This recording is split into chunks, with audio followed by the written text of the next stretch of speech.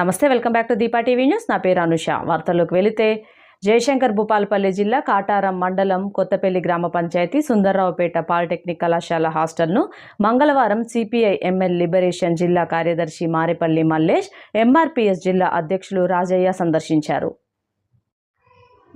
ఈ సందర్భంగా MRPS TS జిల్లా అధ్యక్షులు Elakati Rajaiah Madiga, CPI ML liberation జిల్లా కార్యదర్శి మారేపల్లి మల్లేష్ మాట్లాడుతూ, జిల్లాలోని గురుకులంలోని విద్యార్థులు అవస్థలు పడుతున్నారని ఎన్నిసార్లు మొరపెట్టుకున్నా సంబంధిత అధికారులు పట్టించుకోవడం లేదని ఆరోపిస్తున్నారు.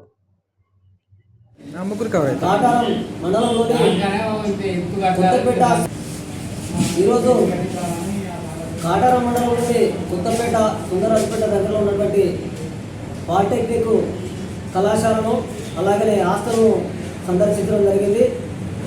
ఆ సందర్శించిన వాళ్ళు సిపిఎంఎల్ లిబరేషన్ పార్టీ జిల్లా కార్యదర్శి మారేపల్లి మల్లేష్, నేను ఎంఆర్పీఎస్ జిల్లా అధ్యక్షుడు రాజేమాలి గారు, అట్లాగే మేము ఆ కాలేజీని సందర్శించిన సందర్భంలో, హాస్టల్ సందర్శించిన సందర్భంలో అనేక విషయాలను మేము గుర్తించడం జరిగింది.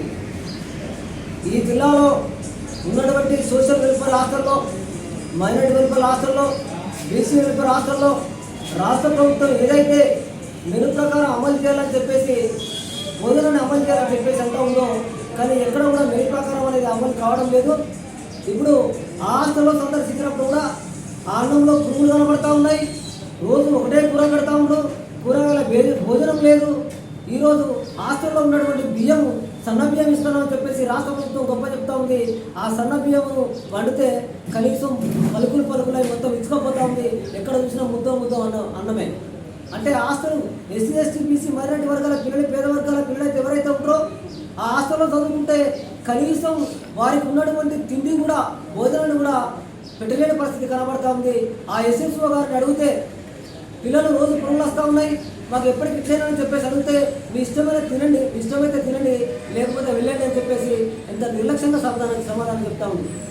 అందుకనే ఈ జిల్లా కలెక్టర్ గారు వెంటనే తక్షణమే ఆ హాస్టల్ను సందర్శించి, ఆ హాస్టల్లో మంచినీటి సౌకర్యాన్ని కల్పించి మెను ప్రకారం భోజనం అమలయ్యే విధంగా చర్యలు చేపట్టమని చెప్పేసి జిల్లా కలెక్టర్ గారు డిమాండ్ చేస్తూ ఉన్నాం.